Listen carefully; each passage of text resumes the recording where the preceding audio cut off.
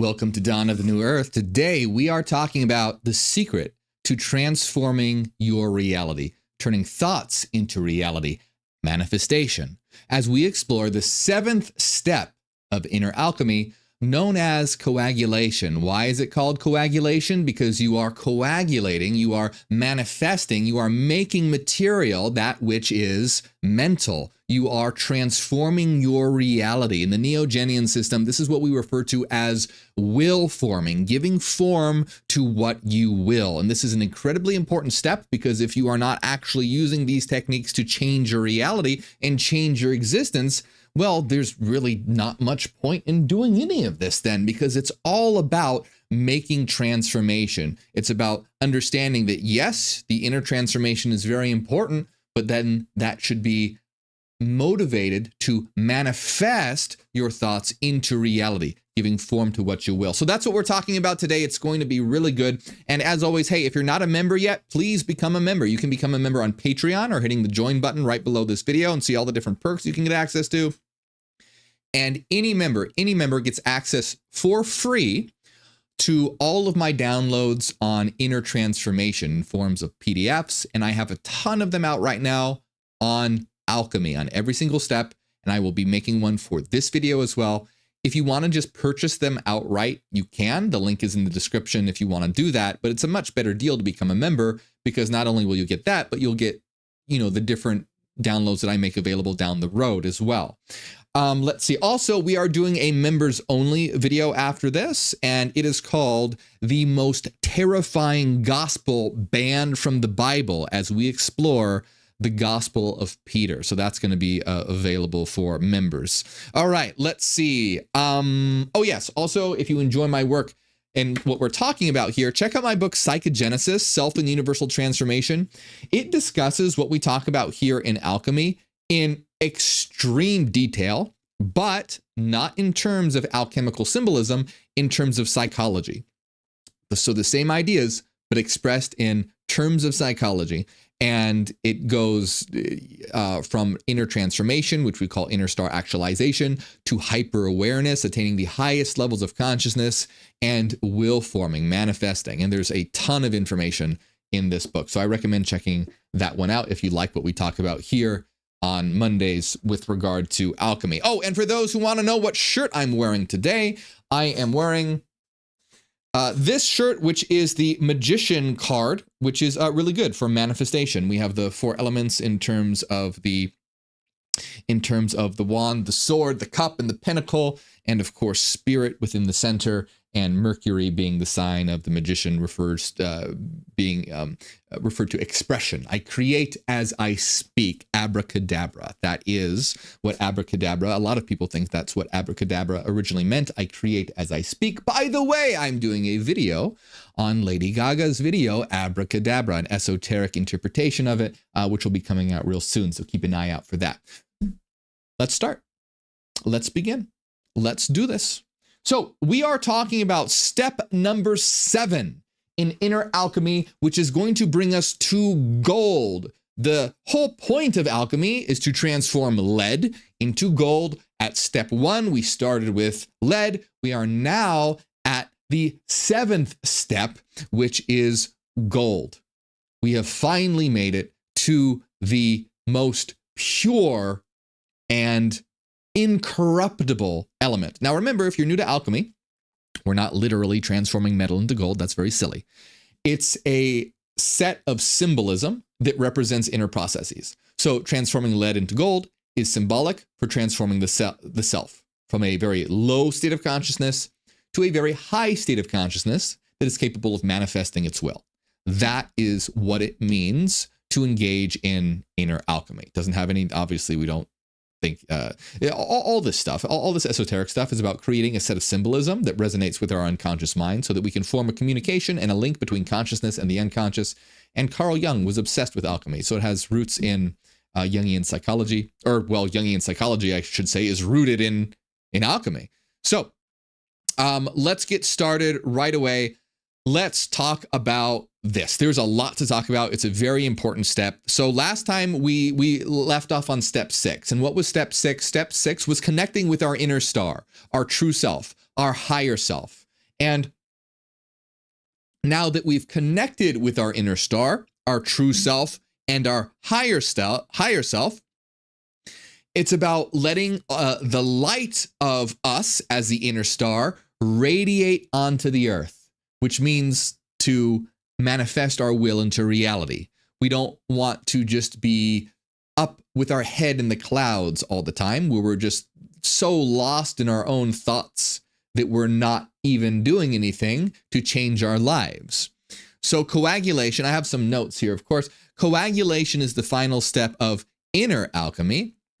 Later on, I might talk about some other steps, though. But as far as what we're talking about right now, this particular portion, the 7-step process, this is the 7th step. And this is where the higher self or the inner star is fully realized and brought into material reality. Now, by bringing it into material reality, we don't mean physically, but it's will, which is your will. Your inner star is your higher self. And so it's your true will. It's a process of manifestation, and the point where the alchemist transcends duality and integrates spirit, soul, and body into a perfected whole. Manifesting, so all of this step, the most important thing to understand about this step, it's about manifesting your higher will in the world. So let's begin unpacking this to see how this all lines up. So today, let's see, the particular classical planet associated with this step is the sun. And the reason why the sun is the symbol for this particular step is because what is the sun? Well, the sun is a star. It's your inner star. But it's the inner star, it's the star that illuminates the world.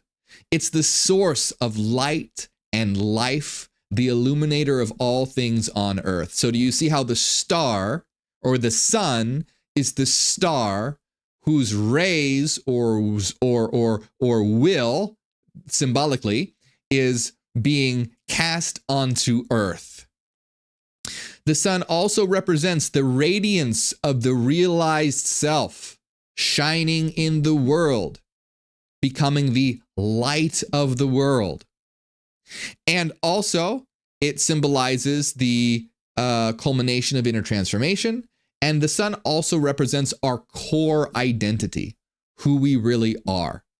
These are all different attributes associated with the sun, and this is why it is associated with this particular step in inner alchemy. So the symbol for the sun in alchemy is also the symbol for gold. And I don't know if you guys can see that in here. It's not a solid block of gold because I am not rich, but it does contain pieces of gold in here. And the reason why that gold is symbolic of this is because it's the 7th step and is the goal of alchemy, transforming lead into gold. And guess what? Gold is very rare. It's very pure. It's incorruptible. So it symbolizes spiritual enlightenment, perfection, and transformation into a purified state of the soul. Okay, so this is the particular metal associated with this stuff. And of course, as far as the element goes, we're always working in spirit in these last 3 steps. So I don't need to put that out there. Okay, but let's continue.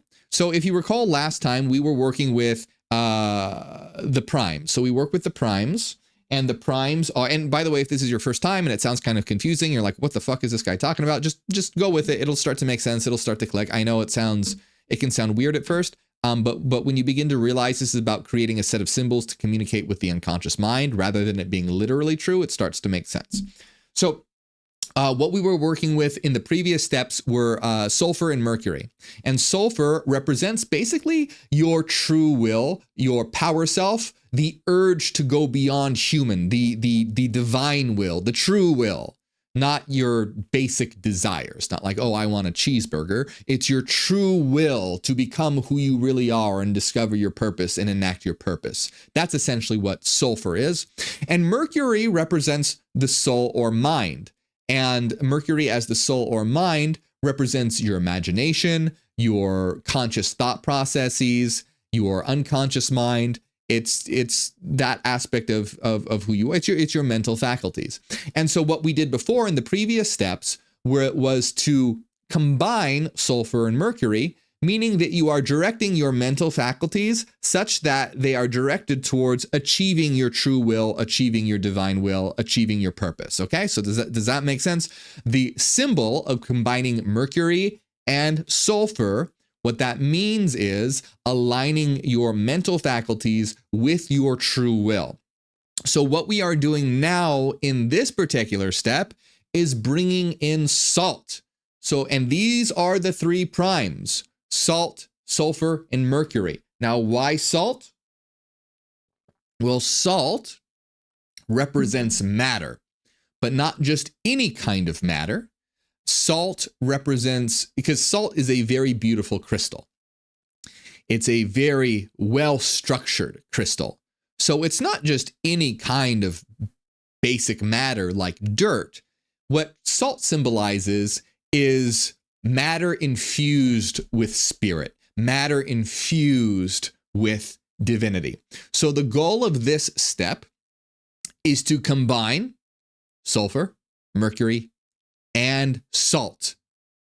What that means is that we are aligning our mind and our soul together, focusing on our true purpose and manifesting it into reality, crystallizing it, taking what is thought and crystallizing it into form. This is what we call will forming in the Neogenian system, giving form to what we will. Sulfur, the higher will; mercury, the mind; spirit, salt, the body, but the body infused with divine will and purpose and engaged in manifestation. So to give some visuals to all this, this is sulfur, and the symbol representative of sulfur is this triangle with the cross beneath it.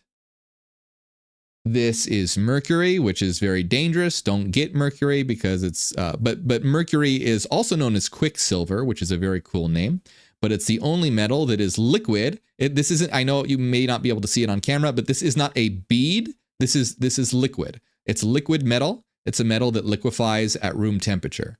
And so it represents the fluid nature of mercury. And mercury is represented by the same symbol as the planet. And then finally, we have salt. And as you can see, salt is a beautiful crystalline structure. All right, this is not just earth. This is not just dirt. This is matter infused with divinity. That is what salt represents. And it is representative by this symbol here. And this is a cool symbol because you see how it's cut in two or divided into two. We can interpret that as symbolically meaning as above, so below. Okay, so our goal is to unite all these together. That is what we are doing in this step, the 7th step in inner alchemy.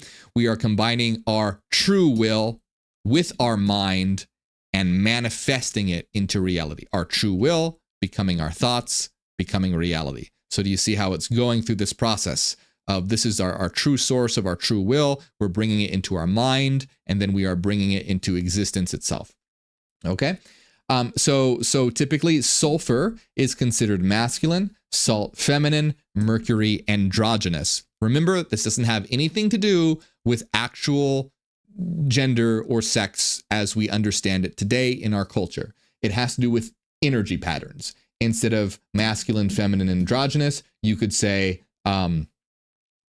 positive, negative, and neutral, because these are just processes that are defined by different polarities. Okay, so fire, spirit, if we remember, is composed of two elements. It is composed of the element of fire and the element of air. And so fire represents will, air represents intellect, and so sulfur is that mental drive towards higher, towards one's true will. Mercury is representative of air and water. So air and water are associated with mercury. That's what makes mercury up. Air represents essentially left brain processes. Water represents right brain processes. So here we have left brain, right brain here. And the reason why we can unite mercury with sulfur is because, guess what? They share this common property, air.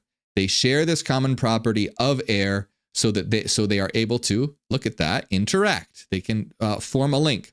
So what is salt made of? Well, salt is made of water and earth. Earth is the material reality, physicality, groundedness, stability, and water is the unconscious. And so we have salt, which is matter infused with consciousness, but in these terms, it's unconscious. But as you can see here, guess what? Mercury can link to salt because they have the common property of water. They have water in common. So you can see that all of these can link together because of mercury. If we didn't have mercury here,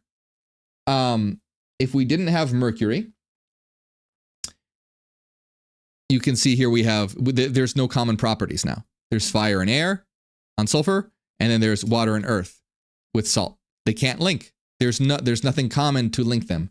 Mercury, which is made of air and water, is what allows all of this to connect together.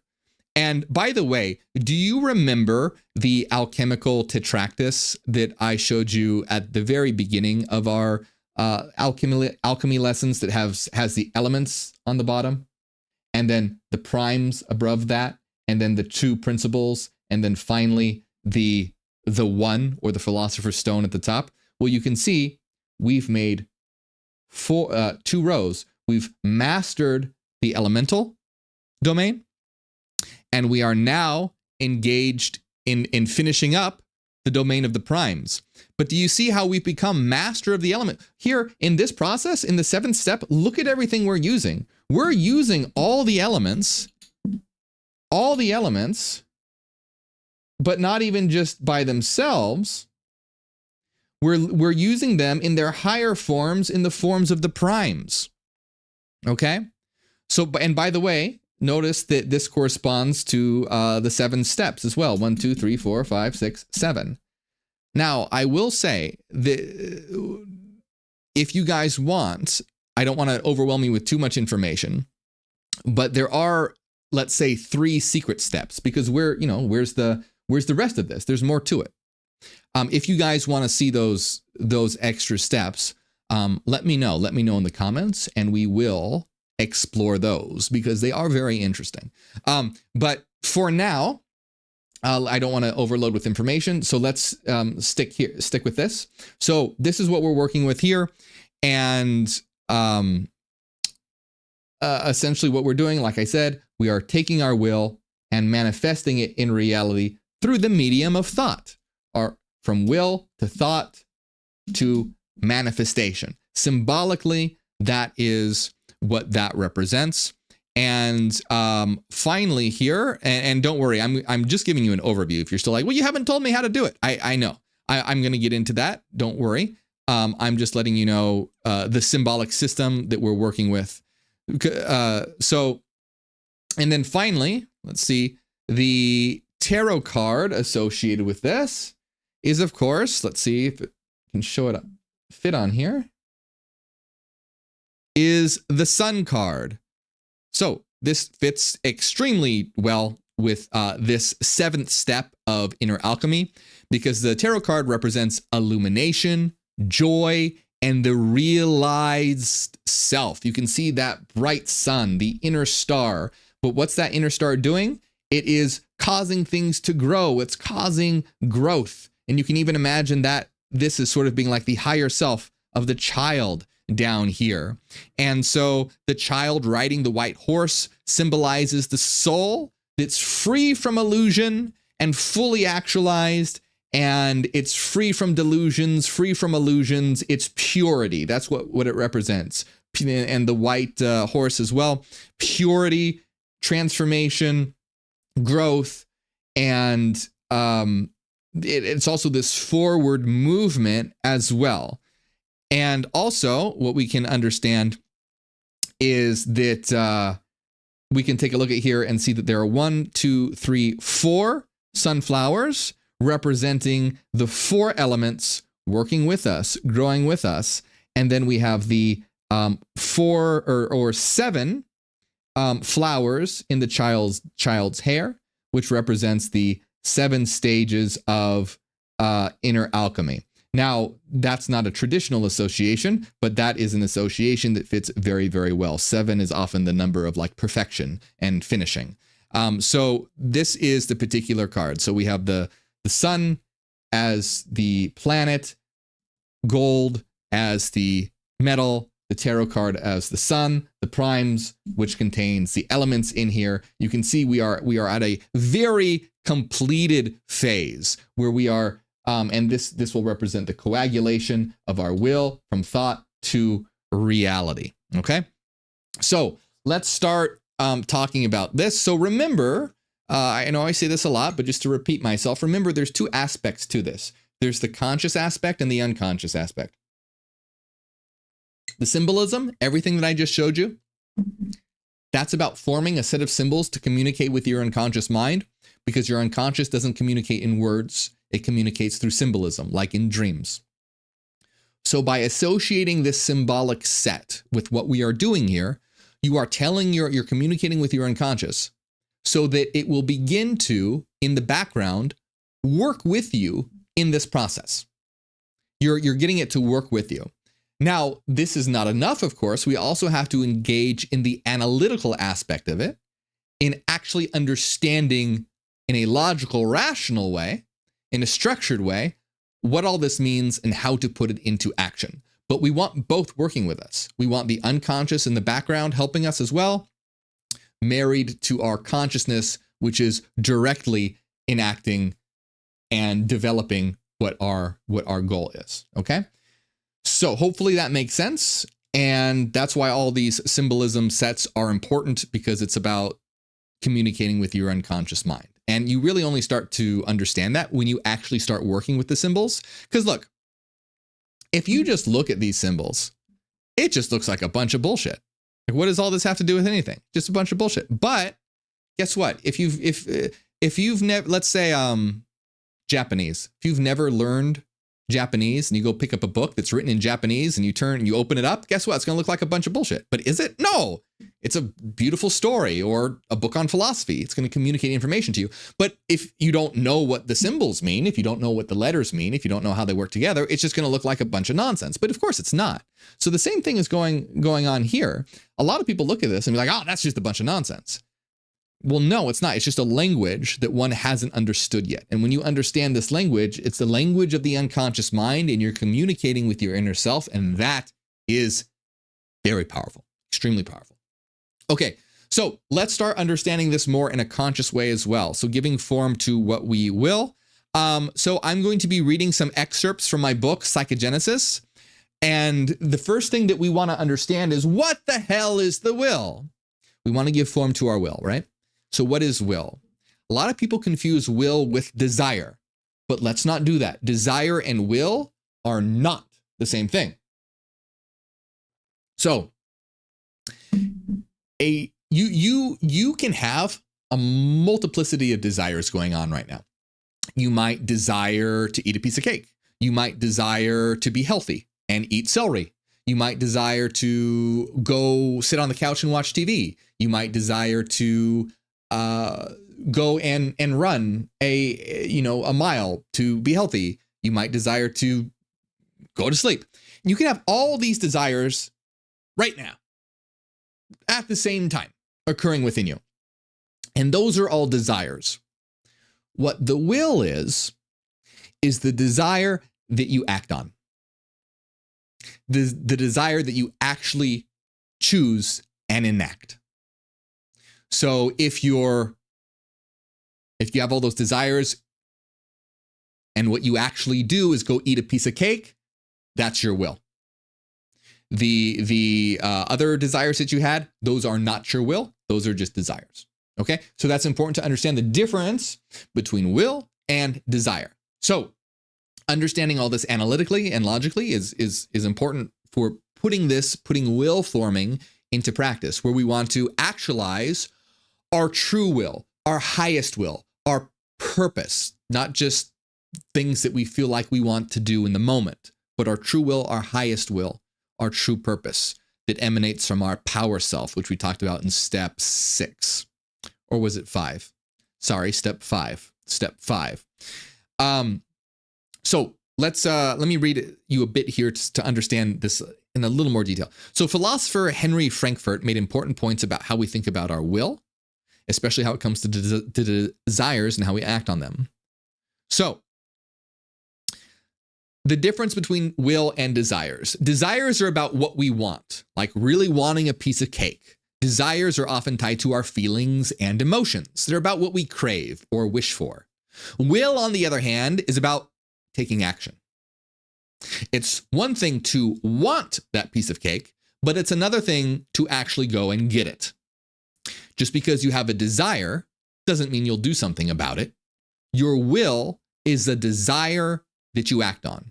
Now, this is incredibly important because guess what? A lot of, let me not say any naughty words, a lot of stupid systems out there makes it all about desire.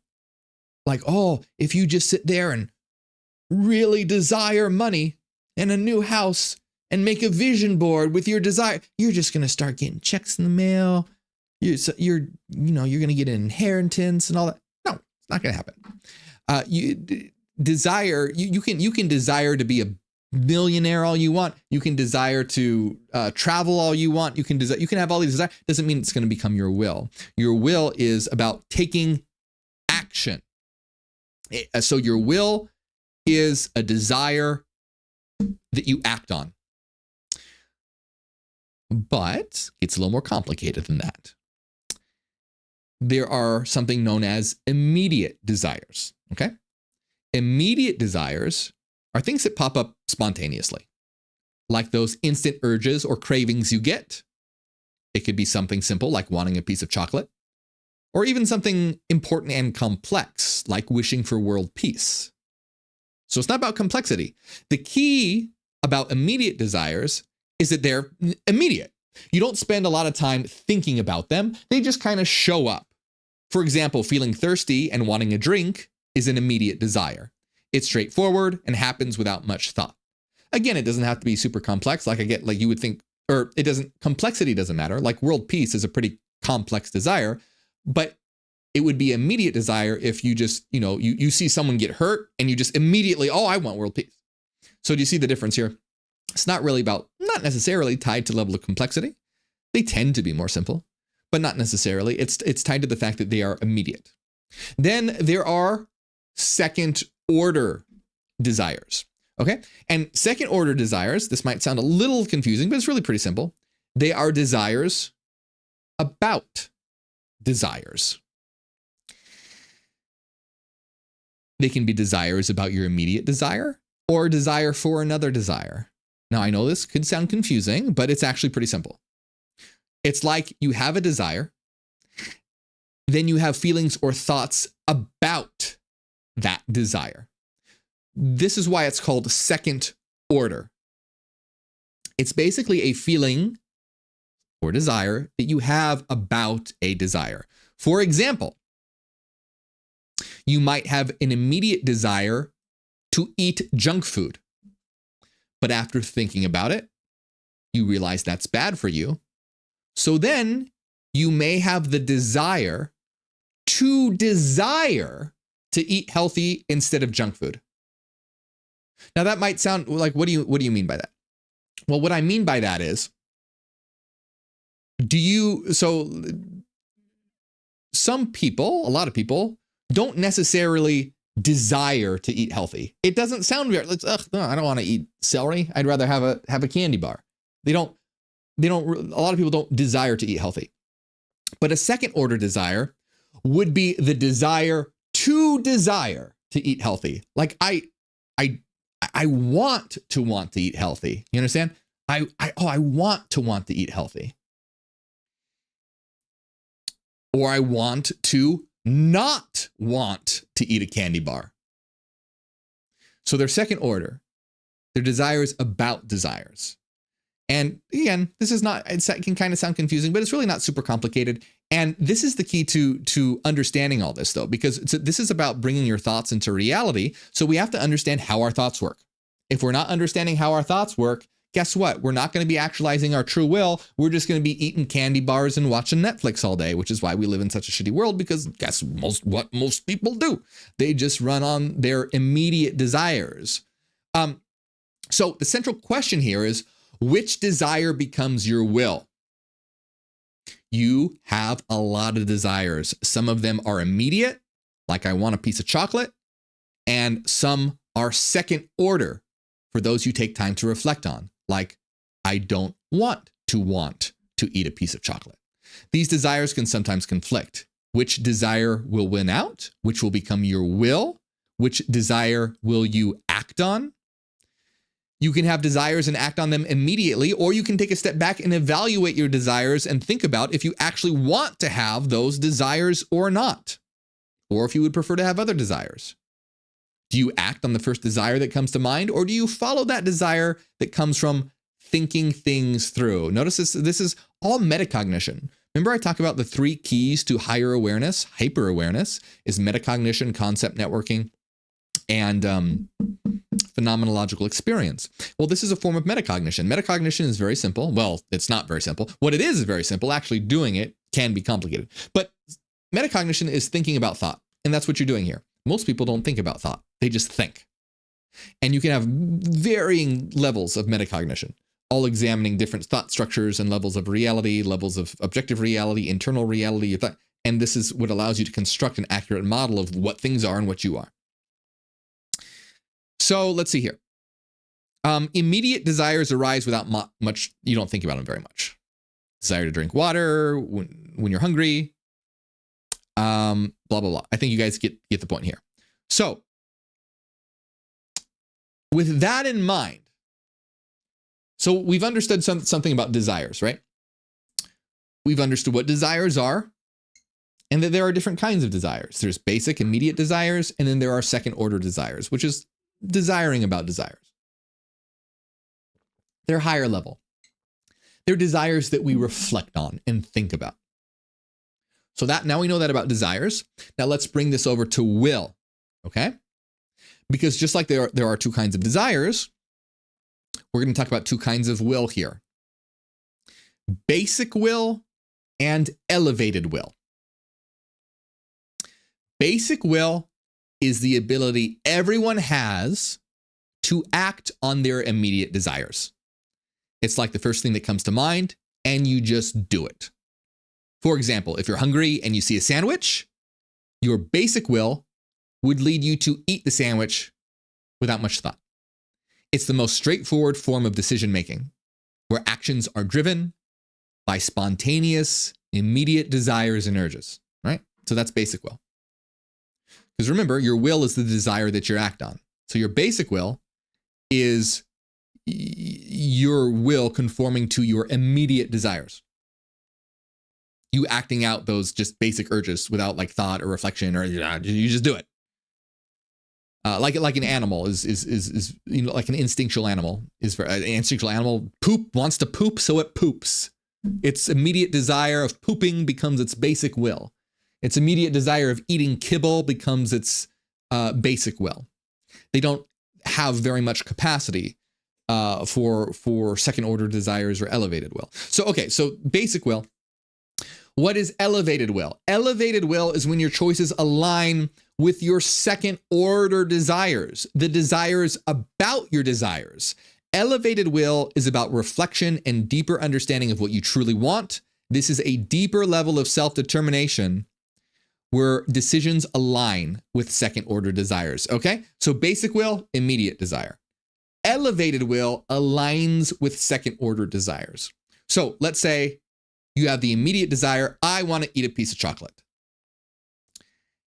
And then you have the higher order desire, or I'm sorry, the second order desire of, I don't want to eat a piece of chocolate because I know it's bad for me.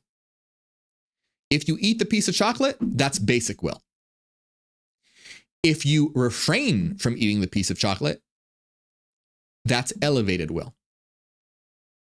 It's your will that aligns with your second order desire. Okay? So you have this. So I know it can sound maybe a little confusing, but it's really not.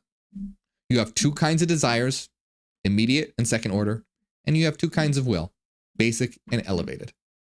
Basic is when you just go with your immediate desire without much thought. Elevated will is when you align with your second order desires. So when we are wanting to enact our true will into reality, we are going to want to tune our mind such that we are working in the mode of elevated will. Okay? So we need to tune our mind so that we are working in terms of elevated will and manifesting our true will into reality. And true will is just your will as your purpose. And that can be different for anyone. So actualizing your true will is aligning your will with your purpose. Okay? So it's aligning your will with your purpose. And we can understand that as a form of elevated will. It's just a very, very deep form of that. So how do we tune our minds to do this? Now that we have a definition of desire and will, how do we actually do this? So this brings us to the will forming formula. Okay? So will forming is a process that allows us to first conceive and then actualize. It begins with a thought and results in a new reality. And it does this in varying stages. So here it is. You need a goal. You need intention. You need will. You need planning. And you need action. And you need all of these things working together in alignment. Now notice this is a lot different than like, the law of attraction, which is pretty much like just intention.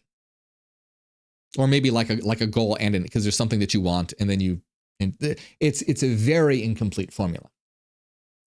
The true formula that you need to actually manifest and alter your reality is goal, intention, will, planning, and action. I'm going to explain all of these, but they all have to be formulated together. Now, guess what we can also do? To symbolically understand this, we can assign elements to this formula. Your goal is like spirit, because it's that which all the other parts are going to be directed towards. You have a goal. Well, guess what? Your intention, your will, and your planning, and your action are all going to be aligned towards that goal, or should be if you're doing it right. If you're doing it right, you need your intention, your will, your planning, and action aligned to your goal. So the goal represents spirit. Intention is representative of water because it has to do with the unconscious mind. Will has to do with fire because fire is associated with will. Planning is associated with air because air is associated with intellect.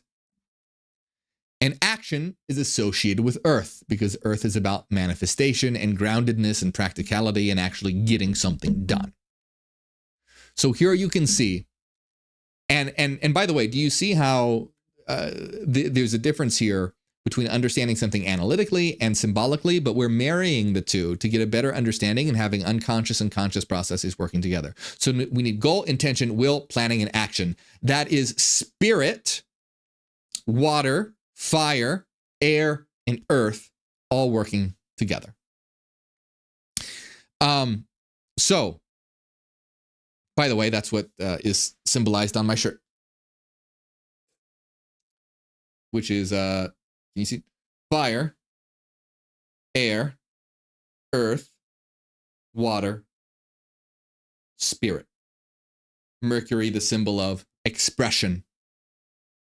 And this is the Magician Tarot card, which is manifestation. Okay? So do you see how all this is aligned here? So how do we actually do this? Let's talk about this. So first you need a goal, which is spirit. And goal Everything begins with a thought, a spark, an idea. Every innovation, every transformative moment begins as a concept in someone's mind. The first step of will forming is to crystallize a clear and specific goal. This becomes the guiding star for all subsequent efforts. It's that which sits atop. If you've ever seen a pentagram, I have a pentagram on my shirt. The pentagram, every point is associated with a element, but guess the one at the very top is spirit. Spirit. And then you have the 4 elements below it, showing that spirit governs the elements. Which here, spirit is goal. The goal is going to organize everything else. Everything's going to be directed towards that. So you need to have a goal. And I can't emphasize this enough, because guess what? There's a lot of people who don't know what they want. And so they don't get it. You know, if you're in a boat, you have to have a destination, or else you're never going to get anywhere. If you're just in the boat paddling around, you have to have a destination to be able to arrive at the place that you want to arrive at. But there's a lot of people who just don't ever think about it. So so in my book, Psychogenesis, I have a lot of pages devoted to each one of these steps. Like, how do you formulate a goal? How do you come up with a goal? A goal needs to be, very clear, very actionable, realistic, etc. So there's elements that go into each of these things, but I'm just giving you an overview because we just don't have time to do a huge breakdown of each and every single thing. All right, so you need a goal. That's spirit. Intention. Intention is water. With the goal in place, it's time to charge it with energy. Setting your intention means visualizing your goal, programming it into your unconscious, immersing yourself in the desired outcome, and aligning your emotional and mental states with it. Like tuning a radio to the perfect frequency, this step ensures that your goal resonates powerfully with the vast spectrum of frequencies within your mind. So this is about aligning your unconscious aspect with your goal through visualization techniques, mantras, positive affirmations, rituals. There's a lot of options that you can do for intention, vision boards, whatever. But it's about aligning the unconscious, and that's why water represents the unconscious. Water represents the unconscious, emotion, intuitions. So you're aligning this with your goal, with spirit. Next is will. With your intention set, the next phase is to prioritize this desire. Because remember, your goal is a desire. You want that desire to be the thing that wins out. You want that desire, the goal, to ultimately be the thing that materializes and manifests in reality.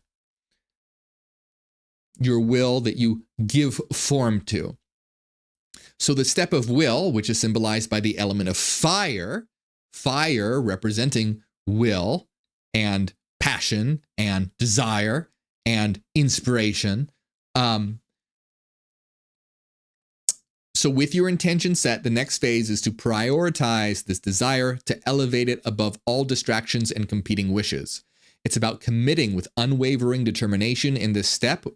Your second order desire, the goal, becomes your immediate driving force, the very will that propels you forward. So you want your goal to be prioritized, the highest order desire, the prioritized desire. That's what the will step is about, is by making sure that your goal, remember, all of this is related to your goal. All these elements that we're working with are going to be related to manifesting your goal. And you're going through different layers of how to do that until it finally pops out into existence. So you need to make sure that you prioritize this desire. Now, again, lots of ways to do that. I write it out in my book. Really quick, just as an example to get the wheels turning here. One way of doing this is by thinking about what could get in the way, what desires that you have that could get in the way of your goal. Like if your goal is to be fit and healthy. That's not a very good goal, by the way. The goal should be more specific. It should be like losing 10 pounds in 3 months or something. You see that it shouldn't be very vague. And I go into that again. It should be very specific and actionable. Okay. So losing 10 pounds in 4 months. That's your goal. So think about all the desires that you have that could get in the way of that. Wanting to eat a lot of chocolate, wanting to sit around and watch Netflix all day, wanting to sleep in or whatever. Right. So think about all those desires that could get in the way. Okay. Now what you want to do is you want to write them down and rank them according to what you feel is the strongest desire.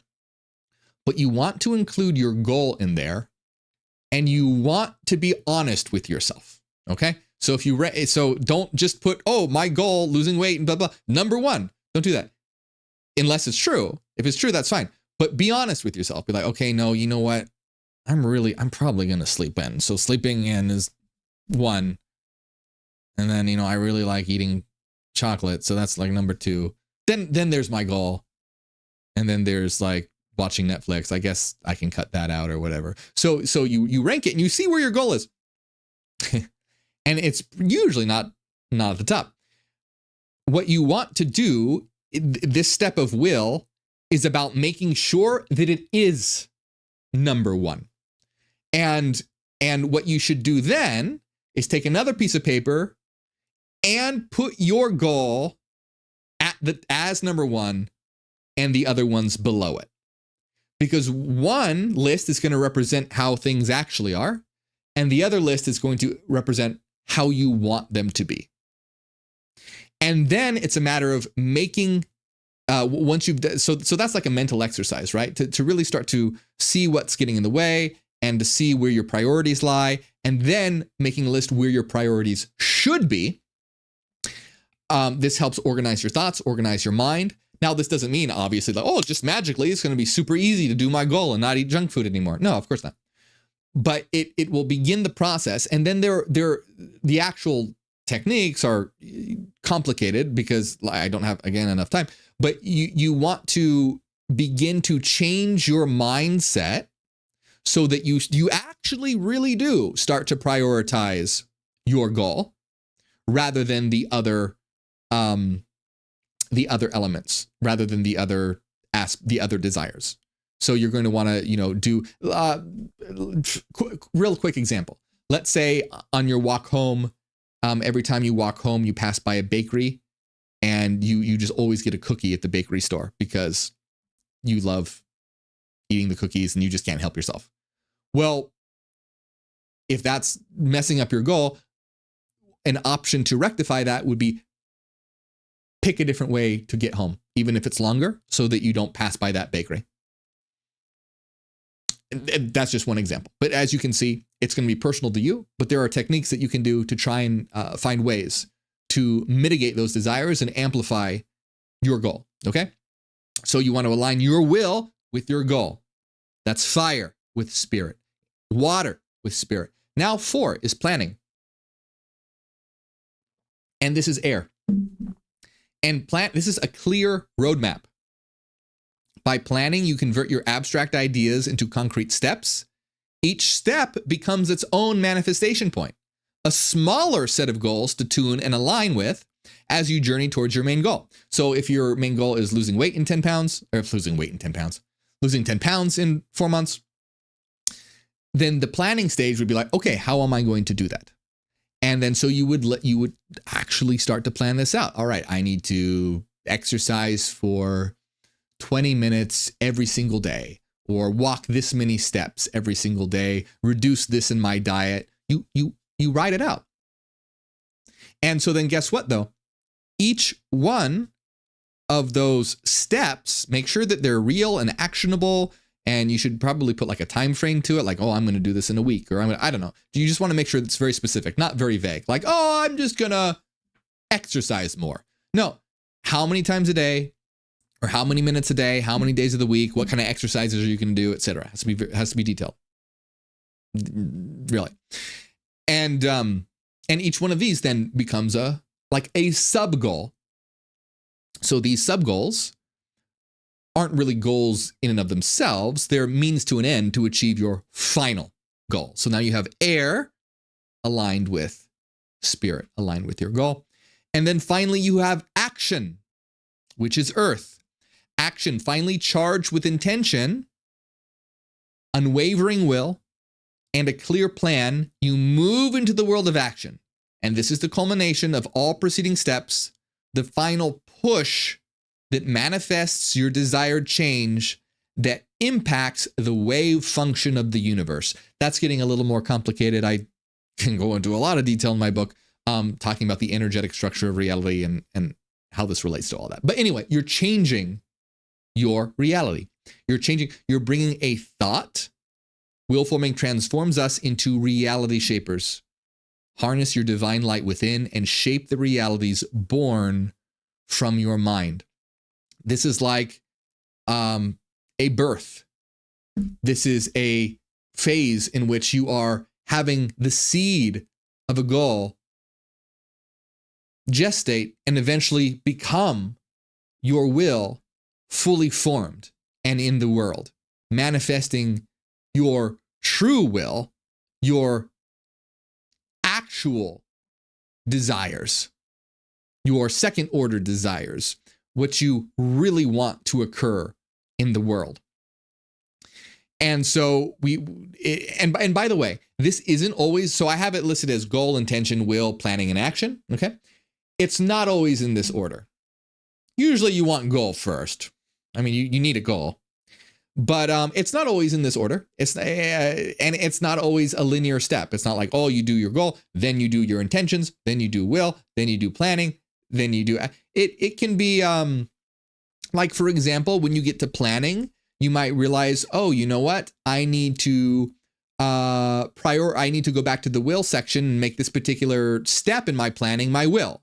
And I want to set that as an intention now. You see, like, oh, okay. So planning, I realize I have to do 15 minutes of working out every day. So I'm going to go to my will and make 15 minutes working out every day, my will, and I'm going to go to my intention, visualizing, rituals, etc., affirmations, to make sure that that gets plugged into my unconscious. So it's kind of, it's like a feedback loop. It's not necessarily in order, but this is a general plan, a general idea where you are aligning. And if this sounds complicated, I mean, really it's not, but this is how you do it. If you really want the life you want to have, if you really want to become a master magician, if you really want to become a reality shaper, if you really want to become someone who transforms your life and existence, it takes some work. You can't, anyone telling you it doesn't is trying to sell you something. Anyone that tells you that it doesn't is bullshitting you. It takes work. You can't just sit there and pray and it's going to pop out in front of you. God's going to make it. No, you have to put in the work. The intention aspect, which could be in the form of a ritual, is just one part of it. So be very careful of like those new agers and stuff that's out there. That's like, manifest what you want, in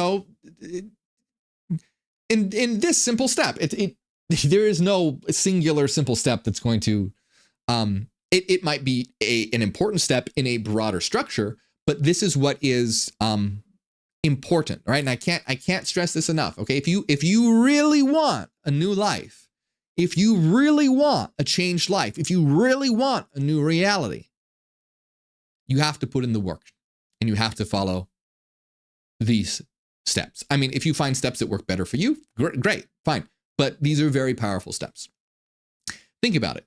Like even if, let's think about Hollywood magic for a minute. Harry Potter, they had to go to wizarding school for however many years to be able to learn how to do magic. They didn't just right away grab a wand and be able to do the most advanced stuff. No. And that carries over into how the real magic, which is manifestation, actually works. Is that it takes a lot of work. So the question is, are you willing to do that work? Are you willing to manifest your true will, or are you going to be driven by immediate desires? Because that's a lot closer to like how instinctual animals behave.